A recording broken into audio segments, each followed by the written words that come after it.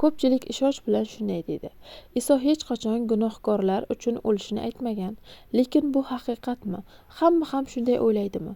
Bu videoda biz an'ana yoki hissiyotlarga emas, faqat muqaddas yozuv matniga tayanamiz. So'nggi kechlikda Isoning o'zi nima degan?